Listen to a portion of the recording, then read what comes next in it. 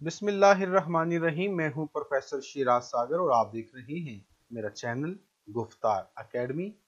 अजीज तलबा, आज एक बार फिर 11वीं जमात का 5वां सबक अदीब की इज्जत का मुताला करेंगे। मुसन्निफ का नाम है प्रेमचंद। आज इस सबक पर यह हमारा चौथा लेक्चर होगा। अगर आपने पहले 3 लेक्चर्स नहीं देखे तो इस वीडियो की डिस्क्रिप्शन में उन तीनों के लिंक मौजूद हैं। बहुत अहम लेक्चर्स, बहुत अहम अफसाना। आखिरी मंजर नंबर 4 बहुत तवील है, इसलिए हमने इसको 2 हिस्सों में तकसीम किया है। तो इस स्क्रीन पर आप सिर्फ पहला हिस्सा देखेंगे, आखिरी हिस्सा अगली स्लाइड पर देखेंगे। तो इसको पढ़ते हैं जी। जब वो वहां पहुंचता है तो क्या होता है, यानी तैयारी भी हो गई, दुकानदारों से भी मिल लिया और बीवी से बहस भी हो चुकी। अब वो रईस राजा साहब के यहाँ पहुंचा तो क्या हुआ। हजरत कमर राजा साहब के बंगले के सामने पहुंचे तो दिए जल चुके थे, यानी रात या शाम हो चुकी थी। अमीरों और रईसों की मोटरें खड़ी थी। यह मोटरों से मुराद है मोटर कार यानी गाड़ियां। दरवाजे पर वर्दी पोश दरबान खड़े थे। दरबान मुहाफिज एक साहिब मेहमानों का इस्तकबाल कर रहे थे। कमर को देखकर वो झिझके, फिर उन्हें सर से पांव तक देखकर बोले, आपके पास कार्ड है? कमर साहब की जेब में कार्ड था, मगर इस मुतालबे पर उन्हें गुस्सा आ गया। उन्हीं से क्यों कार्ड मांगा गया? औरों से तो कोई पूछता नहीं। बोले, मेरे पास तो कोई कार्ड नहीं। अगर आप दूसरों से कार्ड मांगते तो मैं भी दिखा देता, वरना मैं इसे अपनी तौहीन समझता हूं। आप राजा साहब से कह दीजिएगा कमर आया था, लौट गया।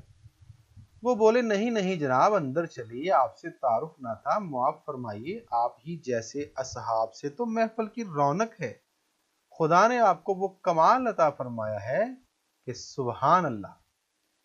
उस शख्स ने कमर को कभी ना देखा था, मगर उसने जो कुछ कहा वो हर एक मुसन्निफ, हर एक शायर के मुताल्लिक कहा जा सकता है, और हमें यकीन है कि कोई अदीब इस दात से मुस्तस्ना नहीं, यानी इस दात से कोई भी अलग नहीं किया गया, या इससे वो बिल्कुल अलग नहीं है। यानी हर कोई इस दात को पसंद करता है और हर कोई इस दात को सुनना चाहता है। कमर अंदर पहुंचे तो देखा कि 12 दरी के सामने वसी और आरास्ता अहाते में बिजली के लैंप रोशन हैं। 12 दरी पुराने जमाने में लोग बनाते थे तफरीहात के लिए, तकारीब के लिए।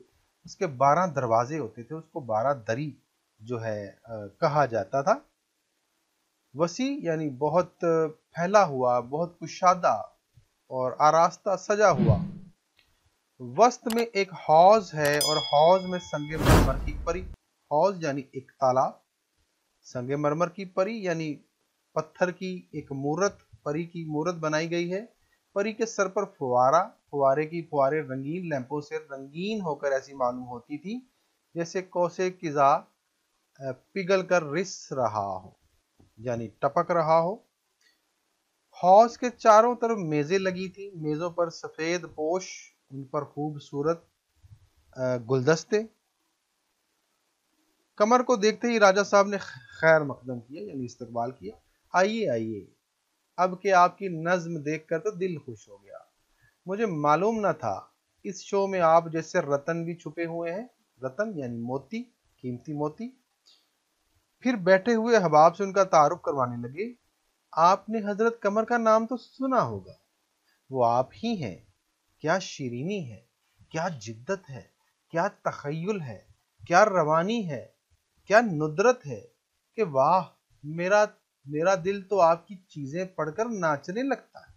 शीरीनी मिठास, जिद्दत नयापन, तखय्युल ख्याल, रवानी यानी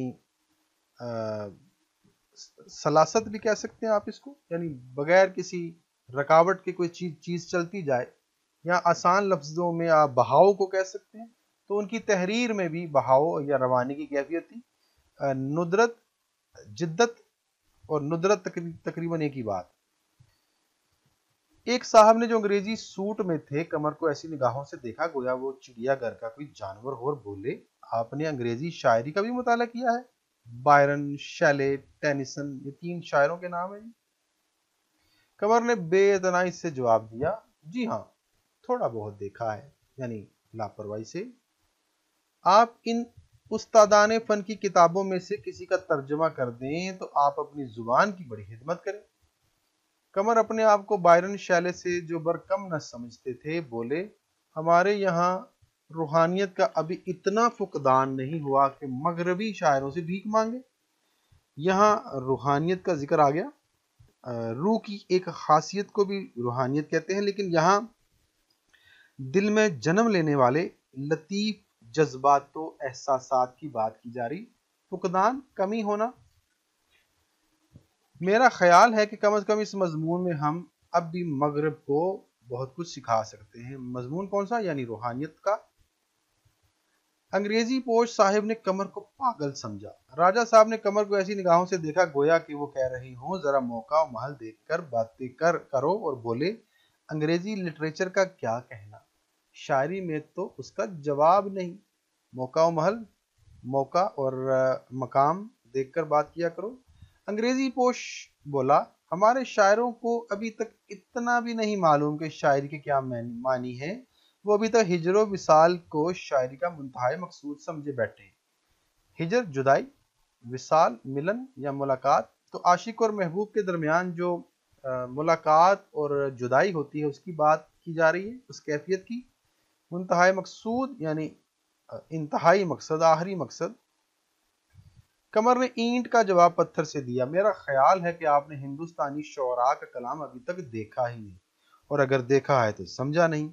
राजा साहब ने कमर का मुंह बंद करने का फैसला कर लिया। बोले, आपके मज़ामीन अंग्रेजी अखबारात में छपते हैं और लोग उन्हें शौक से पढ़ते हैं। यहाँ आपसे मुराद उस अंग्रेजी पोश की बात हो रही है। इसके माने ये हैं कि अब आप ज्यादा ना बहकिए। एक और साहब आए। राजा साहब ने तपाक से उनका भी इस्तकबाल किया। आइए डॉक्टर, मिजाज तो अच्छे हैं। तपाक से यानी गर्मजोशी के साथ। तो इस आधे मंजर पर पहले बात कर लेते हैं जी। तो सबसे पहले कमर राजा साहब के बंगले पर पहुंचता है, और जब वो वहां पे पहुंचता है तो उसके साथ जो सलूक होता है उसकी बात की जा रही है। तो वर्दी पोश दरबान वहां पर मौजूद थे। एक साहिब ने, जो कि जिसका नाम तो नहीं बताया गया कि वो कौन है, उसने पहले वो झिझका कमर को देखकर, यकीनन उसका हुलिया देखकर झिझका होगा, और फिर उसने सर से लेकर पांव तक कमर को देखा, यानी उसका हुलिया देखा, और दावती कार्ड जो है वो तलब किया। शायद उसे शक था कि इसको दावत पर शायद बुलाया भी गया है कि नहीं, ये खुद ही मुंह उठा के आ गया है शायद। तो उसको कुछ यूं महसूस हुआ, इसलिए उसने कार्ड मांग लिया। तो कमर का कार्ड दिखाने से बिल्कुल साफ इनकार, क्योंकि उसने महसूस किया कि दूसरों से तो कार्ड नहीं मांगा जा रहा, जबकि उसी से कार्ड मांगा जा रहा है। और वो कहने लगा कि अगर दूसरों से कार्ड आप मांगते तो मैं भी कार्ड दिखा देता, लेकिन चूंकि आपने दूसरों से कार्ड नहीं मांगा इसलिए मैं भी नहीं दिखाऊंगा। और उसने कहा कि कार्ड तो नहीं है मेरे पास, और आप राजा साहब से कह दीजिएगा कि कमर आया था, लौट गया। तो कमर का नाम उस शख्स ने सुना हुआ था, इसलिए उसने कमर की तारीफ की, शायरों की भी तारीफ की, और कहा कि शायरों की वजह से ही तो ऐसी महाफिल जो है उनमें रौनक होती है। और ये वो तारीफ थी जो कि हर शायर जो है अपने मुतल्लिक, अपने बारे में सुनना चाहता है। फिर जब कमर अंदर जाता है बंगले के अंदर, तो वहाँ का जो माहौल है वो बताया गया है। वसी और सजा हुआ अहाता है, बिजली के लैंप रोशन है, वस्त में एक हौज है, तालाब है, वहाँ एक संगे मरमर की परी है, और वहाँ से उसके सर से फवारा फूट रहा है, और रंगीन लैंप की रोशनी उस पर पड़ती है। तो उस फवारे की बूंदें जो नीचे पड़ती हैं तो लगता है कि कौसे किज़ा यानी धनक पिघल रही है या फिर रिस रही है। इर्द गिर्द मेज हैं, उस पर गुलदस्ते हैं और लोग बैठे हैं, खास तौर पर अंग्रेज लोग जो हैं वो भी बैठे हुए हैं। तो ये अंदर का माहौल। कमर को देखते ही राजा साहब ने उसका استقبال کیا اور اس کا تعارف کروایا، اور پھر ان کو دیکھ کر خوش ہو گیا اور کہنے لگا کہ آئیے آئیے آئیے آئیے، اب کہ آپ کی نظم دیکھ کر تو دل خوش ہو گیا۔ یعنی اس کی نظم کی تعریف کی جو اس نے پہلے کہیں پڑھ رکھی تھی، اور کہا کہ آپ جیسے رتن جو ہیں اس شہر میں، آپ جیسے رتن بھی چھپے ہوئے ہیں۔ تو یہ ایک طرح سے قمر کو خوش کر دینے والی بات تھی، اس کی تعریف ہو رہی تھی۔ پھر ان سے جو احباب بیٹھے تھے ان سے تعارف بھی کروایا گیا۔ تو ان میں سے ایک شخص جو تھا وہ ایسا تھا جس نے انگریزی سوٹ پہنا ہوا تھا۔ یقیناً وہ انگریزی کلچر سے کافی متاثر ہوگا، انگریزی بھی جانتا ہوگا، اور ہندوستانیوں سے وہ تقریباً نفرت ہی کر رہا ہوگا۔ شاید اس نے اسی لیے قمر کو ایسی نگاہوں سے دیکھا جیسے وہ چڑیا گھر کا جانور ہو، یعنی اس کا حلیہ جو تھا وہ ان سے مناسبت یا مطابقت نہیں رکھتا تھا اس محفل سے۔ تو اس نے پوچھا کہ کیا آپ نے انگریزی شاعری بھی پڑھی ہے، اور بائرن، شیلے اور ٹینیسن کے بارے میں خاص طور پہ اس نے پوچھا جو کہ انگریزی شاعر ہیں۔ تو ان کے بارے میں بتا دوں کہ بائرن، جار گورڈن بائرن برطانیہ کا مشہور شاعر ہے، انگریزی شاعری میں اس کا نام بطور سند مانا جاتا ہے۔ اور شیلے بائرن کا ہم عصر انگریزی کا نامور شاعر اور ادیب ہے، اور ٹینیسن پورا نام الفریڈ ٹینیسن انگریزی کا مشہور شاعر۔ تینوں انگریزی کے معروف اور مقبول شاعر ہیں جن کا نام اس انگریزی پوش نے دیا۔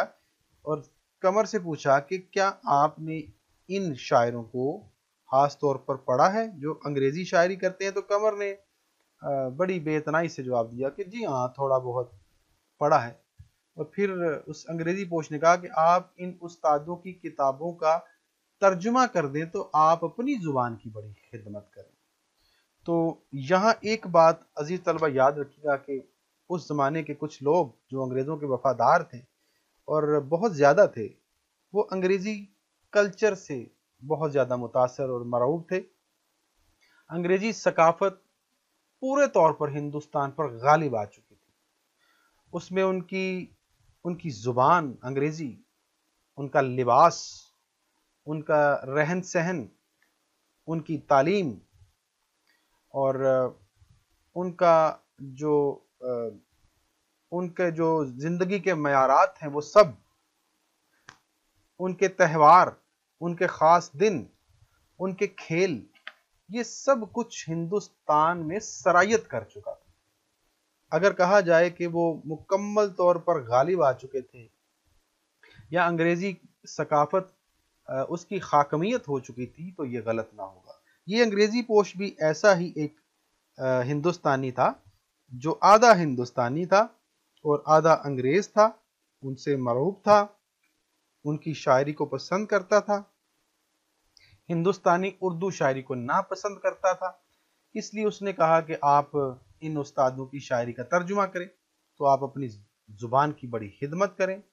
تو یہ انگریزی پوش کا قمر کو مشورہ تھا، لیکن قمر نے بڑی بے اتنائی سے جواب دیا اور اس نے کہا کہ ابھی ہماری شاعری میں اور ہمارے شاعروں میں روحانیت کا فقدان نہیں ہے، اور اس مضمون میں ہم انگریزوں کو بہت کچھ سکھا سکتے ہیں۔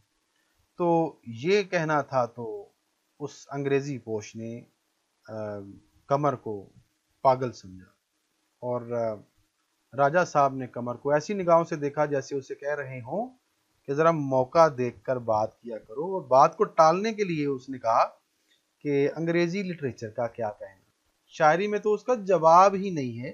تو راجہ صاحب نے انگریزی شاعری کی تعریف کی تاکہ ان کا مہمان ناراض نہ ہو جائے۔ تو انگریزی پوش نے کہا کہ ہمارے شاعروں کو تو ابھی تک اتنا بھی نہیں معلوم کہ شاعری کے معنی کیا ہے، اور پھر اس نے ہجر و وصال کا تانا بھی دیا کہ ہمارے شاعر تو بس محبوب، عاشق، ہجر و وصال کی باتیں کرتے رہتے ہیں، ان کو تو اور ان کی شاعری میں تو اور کوئی موضوعات ہے بھی نہیں۔ کسی حد تک عزیز طلبہ یہ بات درست بھی ہے، لیکن چونکہ اس کا تعلق ہمارے اپنے دیس اور ہماری اردو سے ہے، اس لیے غصہ تو آئے گا۔ تو قمر کو بھی غصہ آیا اور اس نے اینٹ کا جواب پتھر سے دیا۔ اس نے کہا میرا خیال ہے کہ آپ نے ابھی ہندوستانی شاعری پڑھی ہی نہیں، ان کا کلام دیکھا ہی نہیں، اور اگر دیکھا ہے تو سمجھا نہیں۔ बहरहाल राजा साहब ने जब देखा कि कमर जो है वो ज़रूरत से ज़्यादा फैल रहा है या उनके मेहमान की जो है बेइज्जती हो रही है, तो उसने उनका मुंह बंद करने का फैसला किया और बोले कि आपके मज़ामीन यानी अंग्रेज़ी पोश के जो मज़ामीन हैं वो अंग्रेज़ी अखबारात में छपते हैं और लोग उन्हें बड़े शौक से पढ़ते हैं। इसका मतलब ये था कि कमर अब तुम चुप कर जाओ, अब ज़्यादा ना बहको। और उसके बाद अ, एक और साहब आ गए। राजा साहब ने उनका भी इस्तकबाल किया और कहा कि आइए डॉक्टर, मिजाज तो अच्छे हैं। तो अब चलते हैं आखिरी मंजर मंजर नंबर 4 का दूसरा और आखिरी हिस्सा, और इस सबक का भी आखिरी हिस्सा। राजा साहब ने कमर का तारुफ कराया। आप हजरत कमर शायर हैं। तो कमर का तारुफ करवाया जा रहा है। डॉक्टर साहब ने खास अंदाज से कहा, अच्छा आप शायर हैं। ये बड़ा मानी है जुमला है जी। और बगैर कुछ कहे सुने आगे बढ़ गई। ये तमाशा कई मरतबा हुआ और हर बार कमर को यही दाद मिली, अच्छा आप शायर हैं। ये अल्फाज हर मर्तबा कमर के दिल पर नया सदमा पहुंचाते थे। उनका बातनी मफहूम कमर से छुपा हुआ नहीं था। बातनी यानी पोशीदा मफहूम।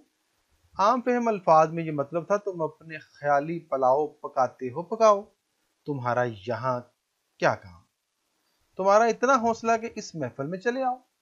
कमर अपने ऊपर झुंझला रहे थे, यानी गुस्सा कर रहे थे, अपने ऊपर गुस्सा कर रहे थे। दावती कार्ड पाकर वो फूले न समाये थे, लेकिन यहां आकर उनकी जिस कदर तजलील हुई थी उसको देखकर अपना इत्मीनान का झोंपड़ा जन्नत से कम न था।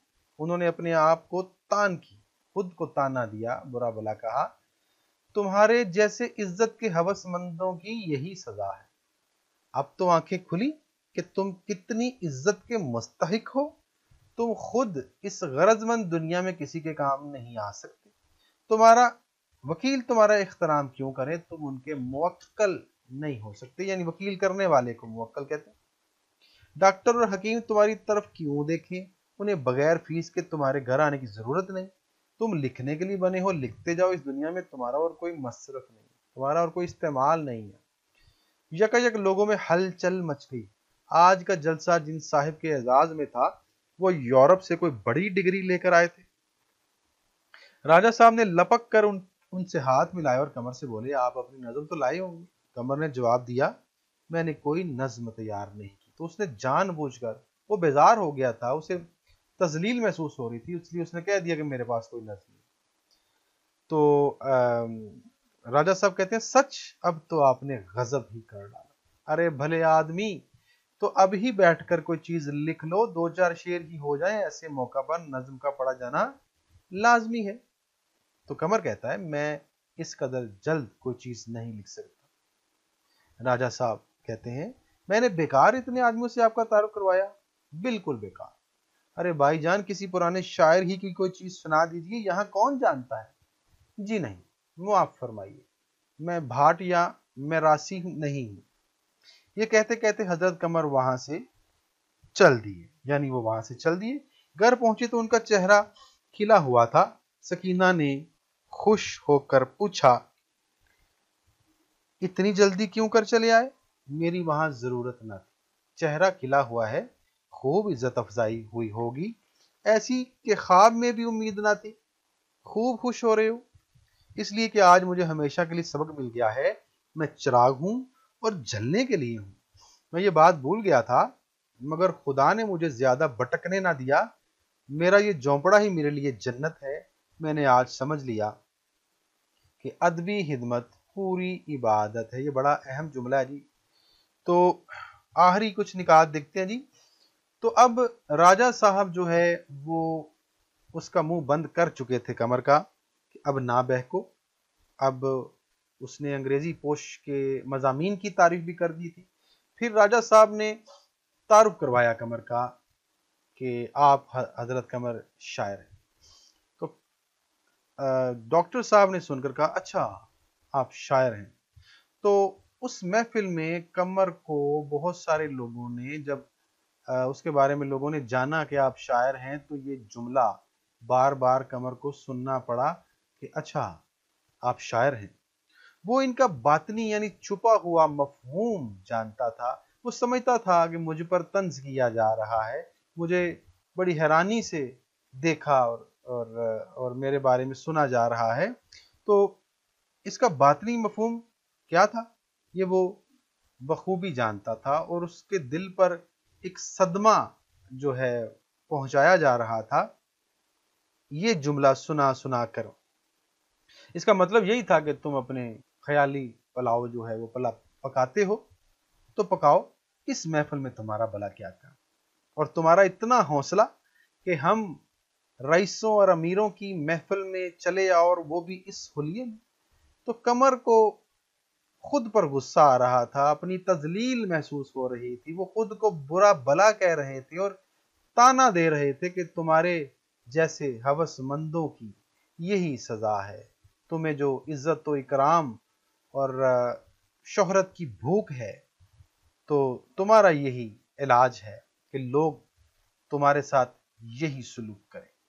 तो इसमें अजीज तलबा इस दुनिया की मादियत परस्ती के बारे में बताया गया कि लोग रूहानियत को कहाँ पसंद करते हैं। लोग दुनियादार हैं, दुनियावी चीज़ों को पसंद करते हैं, दौलत का एहतराम किया जाता है, ओहदों का, मनसब का, गाड़ियों का, बंगलों का, या फिर कोई मुआशरती मर्तबा है तो उसका एहतराम किया जाता है। लोग खुद गर्ज हैं, कौन शायरों की कौन सुनता है, इंसानियत को कौन देखता है, आदमियत और इंसानियत का एहतराम उठ चुका है।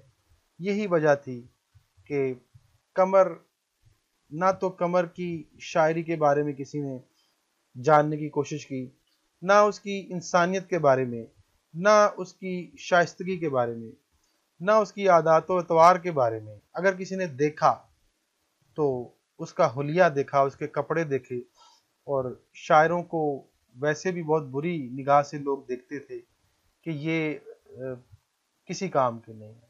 आमतौर पर लोगों की यही राय होती थी कि शायर निकम्मे होते हैं, जो शायर बन गया वो गरीबी उसके साथ हमेशा के लिए मुंसलिक हो गई, मुफलसी हमेशा के लिए उसकी हो गई, तंगदस्ती जो है हमेशा के लिए उसके साथ उसका निवाह हो गया। तो अभी यही सब मामलात चल रहे थे कि अचानक लोगों में हलचल मची, और वो खास मेहमान आया जिसके लिए वो महफिल सजी थी। लिहाजा ऐसी सूरत में एक नज्म का पढ़ा जाना जरूरी था, जो जिसके लिए कि कमर को बुलाया गया था। तो राजा साहब ने फौरन कमर से नज्म का इस्तफसार किया कि आप अपनी नज्म तो लाए होंगे। तो कमर को चूंकि अपनी तजलील और बेइज्जती महसूस हो रही थी, इसलिए उसने सोचा कि मैं इनके लिए नज्म क्यों पढ़ूं, जो मेरी तजलील कर रहे हैं, जो मुझे तंज का निशाना बना रहे हैं, जो मुझे बातनी मफहूम समझाने की कोशिश कर रहे हैं, मैं भला उनके लिए क्यों नज्म पढ़ूं। तो उसने साफ इनकार कर दिया और कलाम सुनाने से माजरत कर ली। तो राजा साहब ने कहा कि अभी कुछ लिख लो, किसी और का सुना दो, यहाँ किसको क्या पता चलेगा। लेकिन कमर चूंकि हकीकत जान चुका था, असलियत जान चुका था, इसलिए उसने कुछ भी सुनाने से माजरत कर ली, और उसने कहा कि मैं कोई मरासी हूँ, मैं कोई भांड हूँ। जैसे पंजाबी में कहते हैं ना पांड, तो उसको भाट कहते हैं उर्दू में। तो उसने कहा मैं कोई मसखरा, कोई जोकर थोड़ी हूँ जो आप लोगों के लिए मैं नज़्में सुनाता फिरूं। मेरे पास कोई नज्म नहीं है और ना मैं सुनाऊंगा। तो फिर वो ये सोच इतना कहकर वो वापस अपने घर की जानिब चल दिया। तो घर पहुंचा तो चेहरा खिला हुआ था। इसका मतलब है कि उसके चेहरे पर मुस्कुराहट थी, वो हंस रहा था, वो मुस्कुरा रहा था। तो सकीना ने भी खुश होकर पूछा, बड़ी जल्दी आ गए हो, यानी इतनी जल्दी क्यों कर चले आए। तो उसने कहा कि मेरी वहां पे जरूरत नहीं थी। फिर सकीना कहती कि चेहरा बहुत खिला हुआ है, बड़ी इज्जत अफजाई, यानी बड़ी आपकी इज्जत और एहतराम किया गया होगा। तो वो उसने कहा कि ऐसी कि ख्वाब में भी उम्मीद न थी। फिर वो कहता है, सकीना कहती कि बहुत खुश हो रहे हो, इसका सबब क्या है। तो कहता है कि आज मुझे हमेशा के लिए सबक मिल गया है। वो सबक क्या है कि चिराग का काम जलना है और अदबी खिदमत पूरी इबादत है, पूरी इबादत है। यानी सबक ये है कि चूंकि उसने अपने आप को तशबीह भी दी थी चिराग से, कि जिस तरह चिराग का काम जलना है उसे इससे गरज नहीं होनी चाहिए कि उसकी रोशनी से कौन इस्तेफादा कर रहा है। बिल्कुल इसी तरह शायर, लिखारी, कलमकार या फिर नसर निगार, अदीब, उसका काम लिखना है। अब उसकी तहरीर से, उसके शेरों से कोई इस्तेफादा करता है या नहीं करता, मुआशरे को कोई फ़ायदा होता है या नहीं होता, उसको इससे कोई गरज नहीं होनी चाहिए, क्योंकि वो जान चुका है कि अदबी खिदमत तो पूरी की पूरी इबादत है।